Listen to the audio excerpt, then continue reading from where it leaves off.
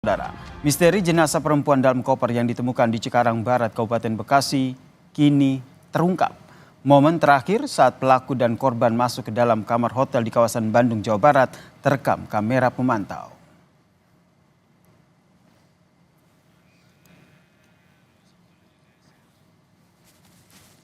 Inilah saudara rekaman CCTV yang memperlihatkan detik-detik pelaku dan korban masuk ke dalam kamar di hotel di Jalan Kebon Kawung nomor 54 Cicendo, Bandung, Jawa Barat pada Rabu 24 April 2024 pukul 09.51 waktu Indonesia Barat.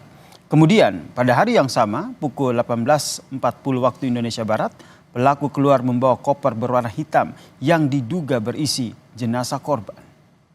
Kabid Humas Polda Metro Jaya Kombes Ade Ari Syam pun membenarkan CCTV tersebut merupakan salah satu barang bukti.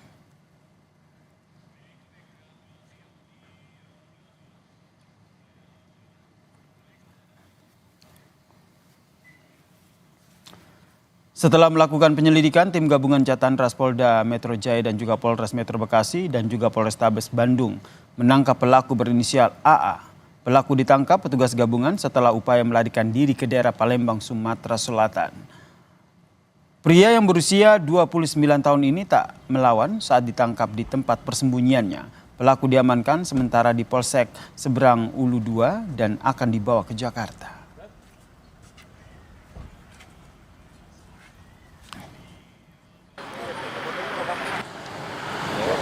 Kapolres Metro Bekasi Kombes Twedi Aditya menyebut penangkapan pelaku berdasarkan keterangan dari para saksi yang mengerucut kepada identitas pelaku.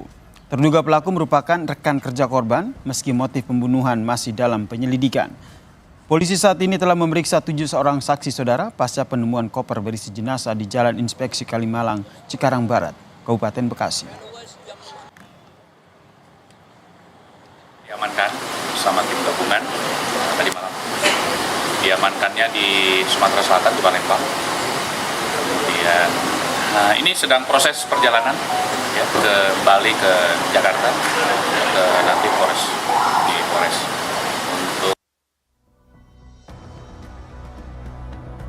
Subdit Jatantras Ditreskrimum Polda Metro Jaya menangkap pelaku pembunuhan perempuan yang jenazahnya ditemukan di dalam koper di Bekasi, Jawa Barat beberapa waktu lalu. Penyidik menangkap pelaku berinisial AA di tempat persembunyiannya di Palembang, Sumatera Selatan. Identitas pelaku terungkap setelah polisi memeriksa keterangan 7 saksi dan mengecek rekaman CCTV lokasi pembunuhan.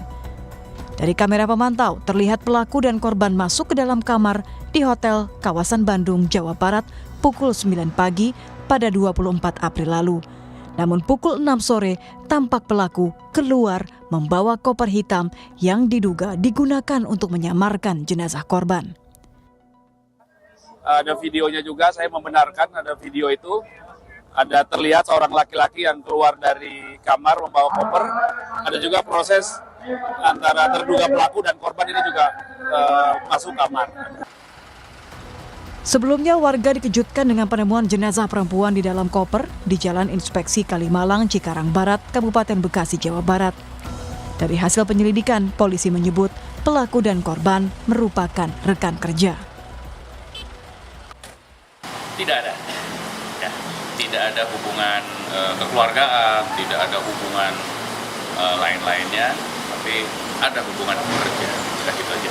Rekan kerja artinya? Ya, ada hubungan kerjanya. Nanti makanya kami dalami lagi. Sejauh ini udah berapa saksi dan yang lainnya? Saksi kemarin sudah ada lebih dari 3 sudah kami kumpulkan saksi-saksi. Kita 7 ya, 7 saksi-saksi sudah kita kumpulkan, sudah mengerucut kepada alhamdulillah sudah kita. Pasca penangkapan, pelaku akan dibawa ke Polres Metro Bekasi untuk pemeriksaan lebih lanjut, termasuk mencari motif pembunuhan. Tim Liputan Kompas TV.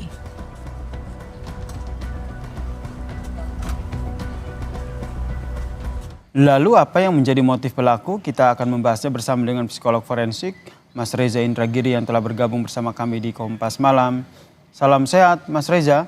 Ini lagi-lagi kasus pembunuhan bisa dikatakan keji begitu karena merupakan orang dekat kemudian dibunuh dan disimpan di dalam koper begitu oleh pelaku nih. Menurut Anda nih apa sebenarnya yang mendorong ataupun yang menjadi latar belakang dari kasus ini? Kalau kita bicara motif, niscaya hanya satu atau dua kemungkinan. Pertama, motif emosional, Mhm, berarti antara pelaku dengan korban ada muatan perasaan negatif tertentu, entah itu amarah, entah itu dendam, sakit hati, cemburu, atau perasaan-perasaan negatif lainnya. mhm, Atau kemungkinan lain adalah motif instrumental, bagaimana sang pelaku ingin mendapatkan manfaat tertentu dari diri korban.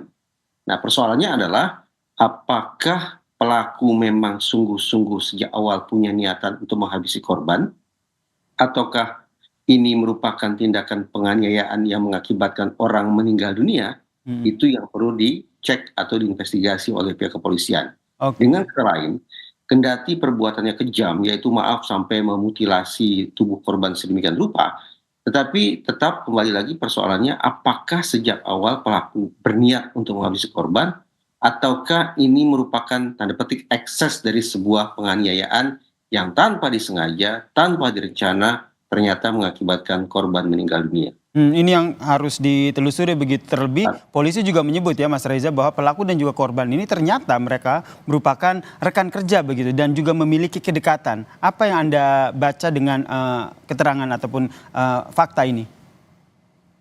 Jelas, hitung-hitungan di atas kertas, orang yang paling mungkin menyakiti kita, paling mungkin menganiaya kita, bahkan paling mungkin untuk mencabut nyawa kita, justru orang dekat. Mhm, Padahal selama ini kita selalu memberikan peringatan hati-hati orang yang tidak dikenal. Tapi justru orang dekat yang semestinya harus paling diwaspadai.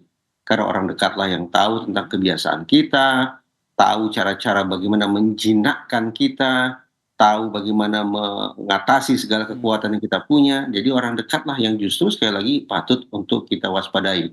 mhm. Namun Mas kembali ke pokok mhm, persoalan, memang tindakan mutilasi itu brutalnya luar biasa. Tapi tadi saya katakan, kalau ternyata meninggalnya korban bukan merupakan akibat pembunuhan, tapi merupakan akibat dari penganiayaan yang mengakibatkan korban meninggal dunia, maka jangan berharap bahwa kemudian hukuman bagi pelaku ini akan sangat berat, apalagi sampai hukuman mati. Kendati sekali lagi perbuatan mutilasinya itu luar biasa keji. mhm. Kenapa? Karena tindakan mutilasi tanda petik adalah sebuah misi biasa. Misi kedua yang harus dilakukan oleh setiap pelaku kejahatan setelah melakukan misi pertama. Yaitu Misi membunuh pertama ya? adalah mencapai visi, misi kedua adalah menghindari proses hukum. Mhm. Tetapi pada pokok pidananya yaitu sekali lagi ini pembunuhan atau selain pembunuhan. Oke, Mas Reza, dalam kondisi apa dua orang yang kita lihat kalau berdasarkan kasus ini begitu yang hubungannya baik justru berujung pada aksi yang keji?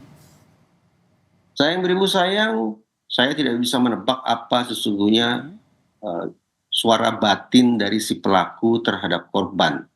Anggaplah mereka Baik. berdua sebagaimana di rekaman CCTV tampak tidak punya persoalan ketika Mhm, memasuki kamar hotel, tapi sekali lagi kita tidak tahu persis apa yang ada di hati si pelaku.